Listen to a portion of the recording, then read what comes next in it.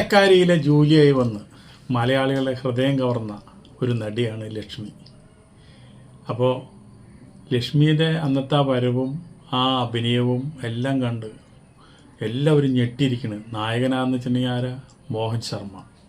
മോഹൻ ശർമ്മ എന്ന് വെച്ചിട്ടുണ്ടെങ്കിൽ സൗന്ദര്യത്തിൻ്റെ ഒരു ഉറവിടം തന്നെയാണ്. അതേപോലെ സൗന്ദര്യത്തിൻ്റെ ഒരു ഉറവിടമാണ്, ഒരു ദേവതയാണ് ലക്ഷ്മി. അപ്പോൾ അവർ രണ്ടുപേരുള്ള കെമിസ്ട്രി മലയാളികൾ ഒരുപാട് അങ്ങോട്ട് ഏറ്റെടുത്തു. പടം സൂപ്പർ ഹിറ്റായില്ലെങ്കിലും അത് നല്ല ഒന്നായി കളക്ട് ചെയ്തൊരു പടമാണ്. പിന്നെ ലക്ഷ്മിയുടെ ജീവിതത്തിലേക്ക് നമ്മൾ കണ്ണോടിക്കുമ്പോൾ ലക്ഷ്മി എത്ര കല്യാണം കഴിച്ചിട്ടുണ്ട്, എത്ര ഭർത്താക്കന്മാരുണ്ട്, ഇപ്പോൾ ലക്ഷ്മി എവിടെയാണ്? ഇനിയിപ്പോൾ വല്ലവരും കല്യാണം കഴിച്ച വിദേശത്താണോ എന്നൊക്കെ പലർക്കും പല ചിന്തയുണ്ട്. ഇപ്പോൾ ഈ മോഹൻ ശർമ്മയുടെ ഈ പ്രശ്നങ്ങൾ വന്നോടുകൂടി മോഹൻ ശർമ്മ അനാഥാലയത്തിൽ കിടക്കുകയാണല്ലോ.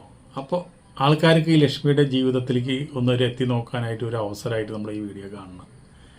പല ഭാഷകളിലായിട്ട് 650-ൽ പരം സിനിമകളിൽ അഭിനയിച്ച ഒരു നടിയാണ്.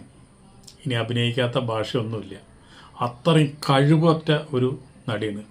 അവാർഡുകൾ എത്രയൊക്കെ മേടിച്ചേക്കണം എന്നുള്ളത് ലക്ഷ്മിക്ക് പോലും അറിയില്ല. എല്ലാ ഭാഷകളും അവാർഡുകൾ മേടിച്ചിട്ടുണ്ട്. ക്രിട്ടിക്കൽ അവാർഡ് എന്ന് പറഞ്ഞാൽ അത് ലക്ഷ്മിക്ക് വേണ്ടിയിട്ട് മാത്രം ഉണ്ടാക്കിയതാണെന്ന് തോന്നുന്നു. അതൊക്കെ നല്ല നല്ല പടങ്ങൾക്കാണ് കേട്ടോ. 1953-ലാണ് തമിഴ്നാട്ടുകാരിയാണ് ലക്ഷ്മി. ഒരു ബ്രാഹ്മണ കുടുംബത്തിലാണ് ജനിച്ചത്. അച്ഛനും അമ്മയും സിനിമയായിട്ട് അടുത്ത് ബന്ധമുള്ള ആളാണ്. അമ്മ എന്ന് പറഞ്ഞു കഴിഞ്ഞാൽ ഒരു നടി തന്നെയാണ്, തമിഴിലൊരു നടി തന്നെയായിരുന്നു. അച്ഛനോ തെലുങ്കിലെ ഒരു പ്രൊഡ്യൂസറായിരുന്നു. പ്രൊഡ്യൂസർ എന്ന് മാത്രമല്ല, എഡിറ്റിങ് അതറിയാം, അതുപോലെ തന്നെ ഫോട്ടോഗ്രാഫി അറിയാം. ഒരു സകലകലാ വല്ലഭനാണ് ലക്ഷ്മിയുടെ അച്ഛനായിരുന്നത്. അതുകൊണ്ട് ലക്ഷ്മിക്ക് സിനിമയിലേക്കുള്ള വാതിൽ പെട്ടെന്ന് തുറന്നു കിട്ടി. അപ്പോൾ അങ്ങനെയാണ് 15 വയസ്സുള്ളപ്പോഴാണ് ലക്ഷ്മി നായികയായിട്ട് അഭിനയിക്കുന്നത്. ആ 15 വയസ്സുള്ള നായിക കഴിഞ്ഞിട്ട് പിന്നെ ആദ്യ ചിത്രം 1969-ലാണ് ആ നായികയുള്ള ചിത്രം പുറത്തിറങ്ങുന്നത്. പിന്നെ 1970 മുതൽ മുൻനിര നായിക എന്നുള്ളതാണ്. ഒഴിച്ചുകൂടാൻ പറ്റാത്ത, എല്ലാ ഭാഷയിലും ഒഴിച്ചുകൂടാൻ പറ്റാത്ത ഒരു നടിയായിട്ട് അങ്ങോട്ട് വളർന്നു എന്നുള്ളതാണ്. പക്ഷേ 17-ാം വയസ്സിലൊരു അബദ്ധം കാണിച്ചു. നല്ല സമയത്ത് പടങ്ങൾ ഒരുപാട് വരുന്ന സമയത്ത് ഒരു അബദ്ധം കാണിച്ചു. ഭാസ്കർ എന്നൊരാളുമായിട്ട് പ്രേമത്തിലായി. അയാളെ 1971 കല്യാണം കഴിച്ചു. അതിലുണ്ടായതാണ് ഐശ്വര്യ. അങ്ങനെ 1993-ലാണ് മോഹൻലാലിൻ്റെ കൂടെ ബട്ടർഫ്ലൈസ് എന്ന് പറഞ്ഞൊരു പടത്തിൽ വന്നത്. അത് കഴിഞ്ഞ് നരസിംഹം വന്നു. അപ്പോൾ ഈ ഐശ്വര്യയുടെ പടം അങ്ങനെയാണ് വന്നത്. ഐശ്വര്യ അങ്ങനെ സിനിമ നടിയായിട്ട് മാറി നമുക്ക് എല്ലാവർക്കും അറിയാവുന്നല്ലോ. അതവിടെ നിൽക്കട്ടെ. ലക്ഷ്മിയുടെ കാര്യം പറയാം. ലക്ഷ്മി ഈ ആദ്യ കല്യാണത്തിൽ ഈ കുട്ടി ഉണ്ടായോട് കൂടിയിട്ട് അവരുടെ ജീവിതത്തിൽ താളപ്പട തുടങ്ങി.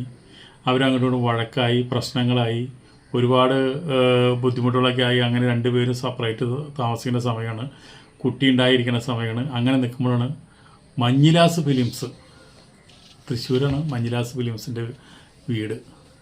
അന്ന് സിനിമ ചെയ്യുന്നതിലെ ഏറ്റവും വലിയ ആൾക്കാരാണ് അവർ. മഞ്ഞിലാസ് എന്ന് പറഞ്ഞു കഴിഞ്ഞാൽ പേരും പെരുമയുള്ളൊരു സിനിമാ കമ്പനിയാണ്.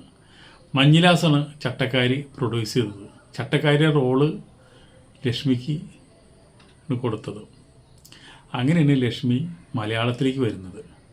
മലയാളത്തിലേക്ക് വന്നപ്പോൾ ഇവിടെ കാണുന്ന നായകനായി അഭിനയിക്കുന്നത് മോഹൻ ശർമ്മയാണ്.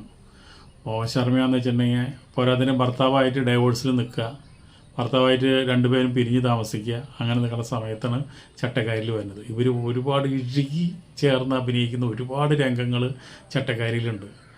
ഇവർ പിന്നെ അങ്ങനെ ഇഴുകി അഭിനയിച്ചു. രണ്ടുപേരും ചെറുപ്പമാണ്, പോരാതിന് ഒരു കുട്ടീൻ്റെ ഒരു ഭർത്താവ് വേണ്ടാന്നൊക്കെയാണ് നിൽക്കുന്നത്. ഇങ്ങനെ നിൽക്കുന്ന സമയത്ത് ഇവർ തമ്മിൽ പ്രേമത്തിലായി.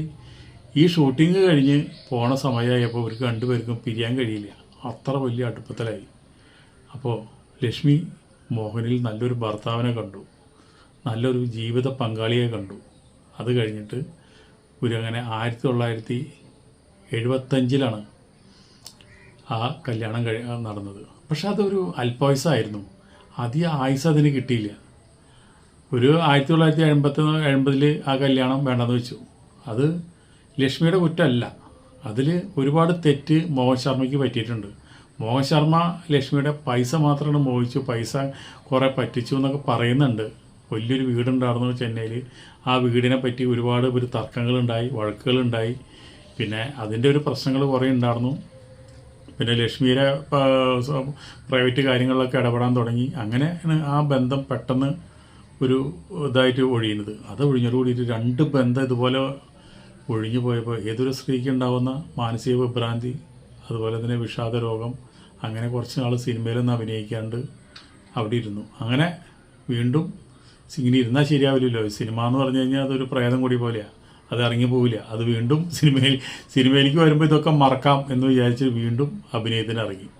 അങ്ങനെ പരിചയപ്പെട്ട ഒരാളാണ് വേറൊരാളായിട്ട് ശിവചന്ദ്രൻ എന്ന് പറഞ്ഞുള്ളൊരു വ്യക്തി. അദ്ദേഹം ഒരു എഴുത്തുകാരനാണ്, അതുപോലെ തന്നെ തിരക്കഥ എഴുതുന്ന ആളാണ്. അങ്ങനെ ഇവർ തമ്മിൽ പരിചയപ്പെട്ടു. കുറേ നാൾ ഇങ്ങനെ കാണലും പരിചയപ്പെടലൊക്കെ കണ്ടുണ്ടായി. അപ്പോൾ ശരിക്കും ശിവചന്ദ്രനെ കുറിച്ച് ലക്ഷ്മി പഠിച്ചു. 2 ഭർത്താക്കന്മാർ ഒഴിഞ്ഞതാണ്. ഇനി 3ാമതൊരു ആളെ പ്രേമിച്ച് കല്യാണം കഴിക്കുമ്പോൾ അത് ശാശ്വതമാവണം. ഇനി അതും കൂടി തെറ്റിപ്പിരിയാൻ പാടില്ല എന്നുള്ളൊരു നിർബന്ധം ലക്ഷ്മിക്ക് ഉണ്ടായിരുന്നു.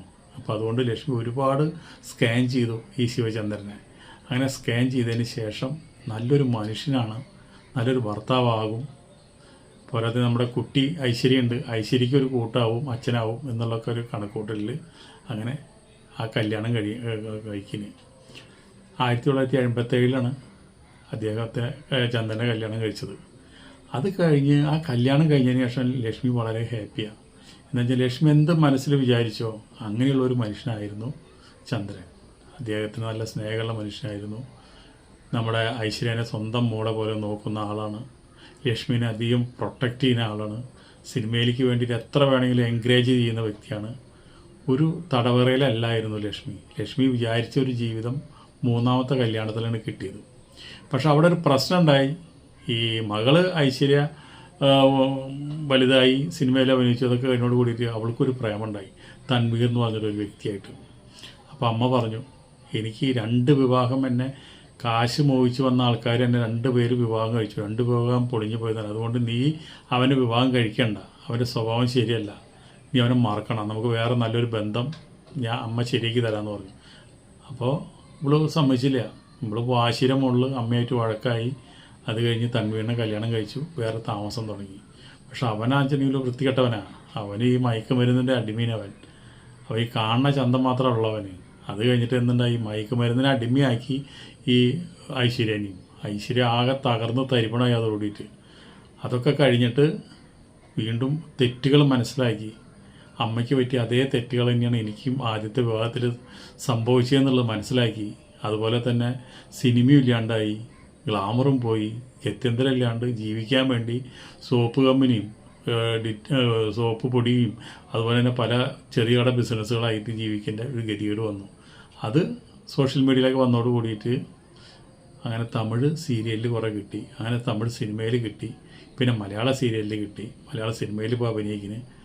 അതൊക്കെ തെറ്റുകളൊക്കെ മനസ്സിലാക്കി ലക്ഷ്മിയുടെ അടുത്ത് ചെന്നു, കൈയും കാലും പിടിച്ചിട്ട്. അമ്മ പറഞ്ഞത് സത്യമാണെന്നു, എനിക്ക് അബദ്ധം പറ്റി, ഞാൻ ചെയ്തതൊക്കെ തെറ്റാണെന്ന് മനസ്സിലായി. ലക്ഷ്മി ഒന്നും അതിന് മറുത്തൊന്നും പറഞ്ഞില്ല. തെറ്റുകൾ പറ്റും, ആർക്കായാലും മനുഷ്യനല്ലേ തെറ്റുകൾ പറ്റുള്ളൂ. അപ്പോൾ അതുകൊണ്ട് അത് ക്ഷമിച്ച് ലക്ഷ്മി അന്നുണ്ടായ വഴക്കൊക്കെ മറന്ന് തൻവീനെ ഉപേക്ഷിച്ച് ഇപ്പോൾ ലക്ഷ്മിയുടെ കൂടെ ഐശ്വര്യ സുഖമായിട്ട് ജീവിക്കുന്നു. ലക്ഷ്മീനെ കുറ്റം പറയാൻ പറ്റില്ല. കാരണം എന്താണെന്ന് വെച്ചിട്ടുണ്ടെങ്കിൽ ഓരോ സ്ത്രീകളും ഓരോ പുരുഷനെ കാണുമ്പോൾ അവരുള്ളിൽ എന്താണെന്നുള്ളത് ആർക്കും അറിയില്ല. ചക്കിയല്ലല്ലോ തുറന്നു നോക്കാനായിട്ട്. അവർ പെരുമാറുന്നു, അവർ സിനിമയിൽ അഭിനയിക്കുന്ന പോലെ നടികളുടെ അടുത്ത് അഭിനയിക്കും, നടികൾ അതൊക്കെ വിശ്വസിക്കും. അവർക്ക് തലചായ്ക്കാനൊരു ഇടം എന്നുള്ള നിലയിൽ അവരെ അവർ അംഗീകരിച്ചെടുത്ത് അവർ കല്യാണം കഴിക്കും. കല്യാണം കഴിച്ച് കഴിയുമ്പോഴാണ് ഒരു യഥാർത്ഥ സ്വഭാവം ആണുങ്ങൾ വരിക. അവർ ഈ കല്യാണം കഴിക്കുന്നത് മറ്റുള്ള ഇവരെ സ്വത്ത് നോക്കിയിട്ടാണ്, ഒരു സൗന്ദര്യം നോക്കിയിട്ടാണ്. അതൊക്കെ ഇവർക്ക് പിന്നെ മനസ്സിലാവുക. പിന്നെ മനസ്സിലായി കഴിയുമ്പോഴേക്കും പിന്നെ വേറെ വഴിയൊന്നുമില്ല, ഡൈവേഴ്സ് തന്നെ വഴി. അതന്നെ ലക്ഷ്മിക്കും പറ്റി, അതന്നെ ഐശ്വര്യയ്ക്കും പറ്റി. ഇതിലിപ്പോൾ ലക്ഷ്മിയുടെ ഒരു തെറ്റും നമ്മളിതിൽ എവിടെയും കാണാനില്ല. ലക്ഷ്മി ശരിക്കും പറഞ്ഞു കഴിഞ്ഞാൽ കുറച്ച് നല്ല തൻ്റെടമുള്ളൊരു സ്ത്രീയാണ്, ബോൾഡാണ്. അതിലിപ്പോൾ കുറ്റം പറയാൻ പറ്റില്ല. അങ്ങനെ വേണം സ്ത്രീകൾ, ബോൾഡായിരിക്കണം, തൻ്റെ ഇടം വേണം, എല്ലാവരോടും മുഖത്ത് നോക്കി സംസാരിക്കണം, അതിലൊന്നും തെറ്റില്ല. പക്ഷേ ജീവിതത്തിൽ തിരഞ്ഞെടുത്ത പങ്കാളികൾ ശരിയായില്ല. ഇത് മാത്രം നമുക്കിതിൽ പറയാനുള്ളൂ. നമുക്ക് ഇത്രയും നേരം വീഡിയോ കണ്ടിരുന്ന എല്ലാവർക്കും നന്ദി, നമസ്കാരം. അടുത്ത വീഡിയോയിൽ നമുക്ക് വീണ്ടും കാണാം.